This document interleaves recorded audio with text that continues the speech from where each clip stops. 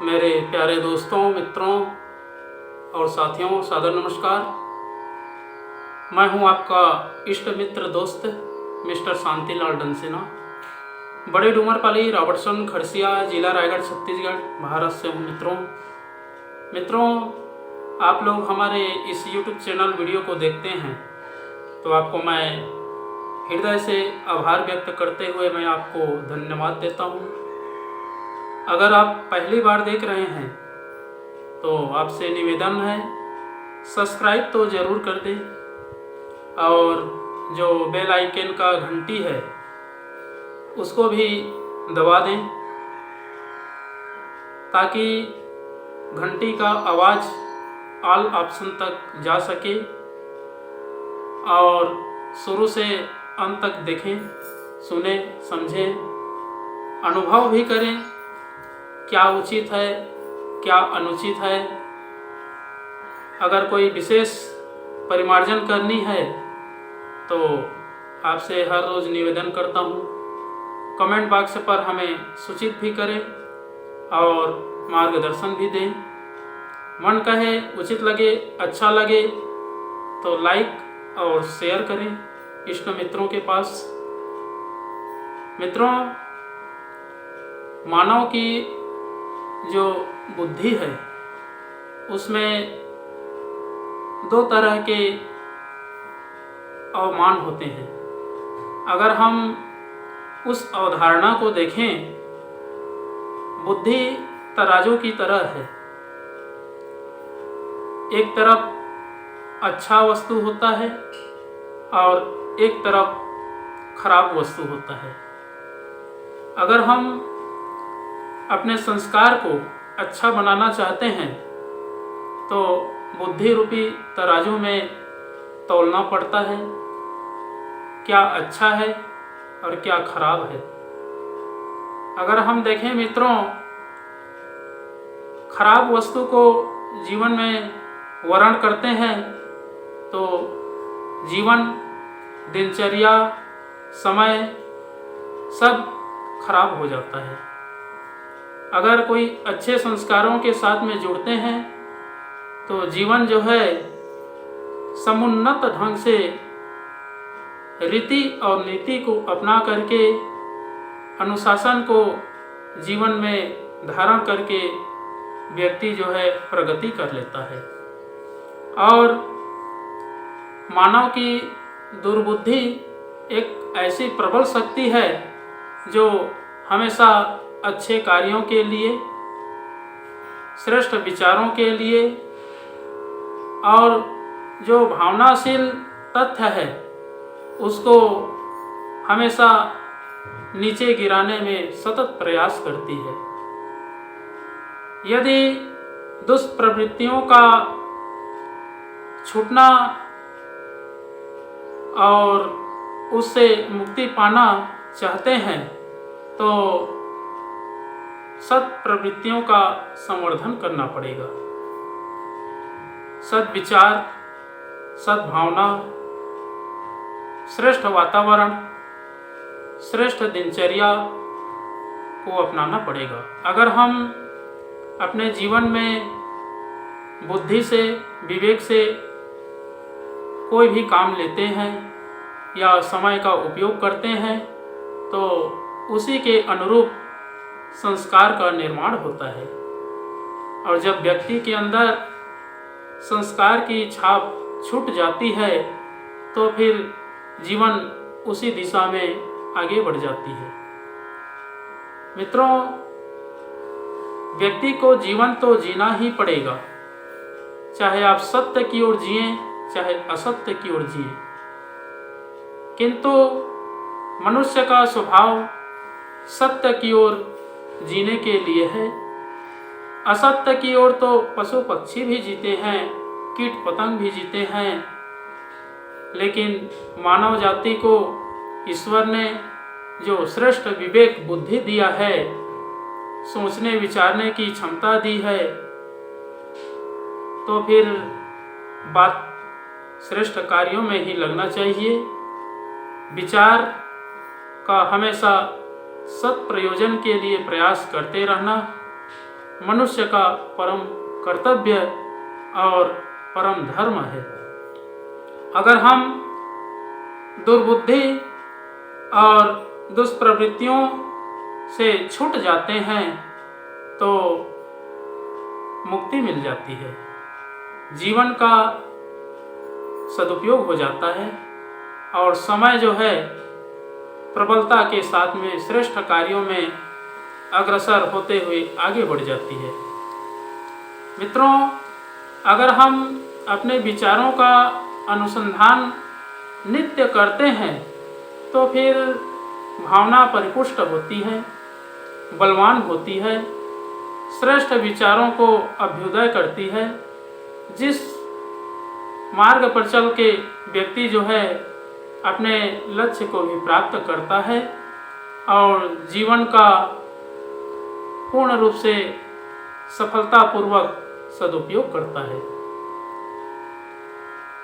व्यक्ति मुक्ति पाने के लिए कई तरह के विचार करता है, कई प्रकार के कर्म करता है और नाना प्रकार के यातनाओं से जूझता रहता है, परंतु वह संदिग्ध हो जाती है क्योंकि विचारों में श्रेष्ठता नहीं है, उत्कृष्टता नहीं है।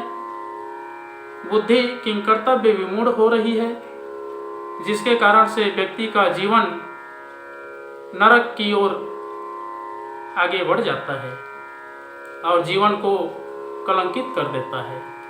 तो मित्रों, अगर अपने दुर्बुद्धि दुष्प्रवृत्ति को संवर्धन करना है तो जैसा चाहे वैसा करते रहें, जो मन कहे वही करें, जो इच्छा लगे वैसा करें।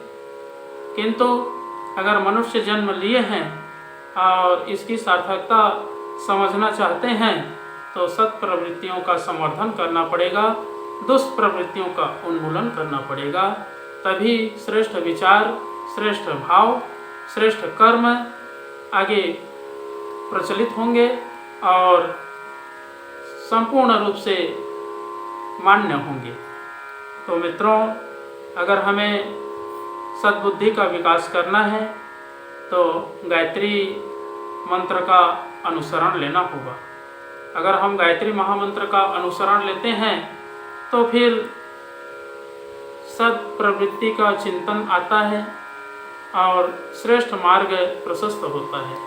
तो आइए मित्रों, एक बार मेरे साथ साथ में गायत्री महामंत्र सबके उज्जवल भविष्य के लिए एक बार संपुट के साथ में महामृत्युंजय मंत्र का भी उच्चारण मेरे साथ साथ में करने का प्रयास करेंगे। ओम भूर्भुवः स्वः तत्सवितुर्वरेण्यं भर्गो देवस्य धीमहि धियो यो नः प्रचोदयात्। उस प्राण स्वरूप, दुखनाशक, सुख स्वरूप, श्रेष्ठ, तेजस्वी, पापनाशक, देव स्वरूप परमात्मा को हम अपनी अंतरात्मा में धारण करें। वह परमात्मा हमारी बुद्धि को सत्मार्ग की ओर प्रेरित करे। ओम हौं जूं सः ओम भूर्भुवस्वः ओम त्र्यंबकं यजामहे सुगंधिं पुष्टिवर्धनम् उर्वारुकमिव बन्धनान् मृत्युर्मुक्षीयमामृतात्।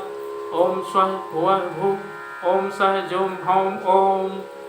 मृत्युंजय महादेव त्राहि मां शरणागतं जन्म मृत्यु जरा व्याधि पीडितं कर्म बंधनय। ओम असंभवं संभव कर्तुमुद्यतं प्रचंड झंझावृतिरोध सक्षमं युगस्य निर्माण कृते समुद्यतं परम महाकालमं नमाम्यहम्। ओम अस्तो मा सद्गमय तमसो मा ज्योतिर्गमय मृत्युर्मामृतं गमय।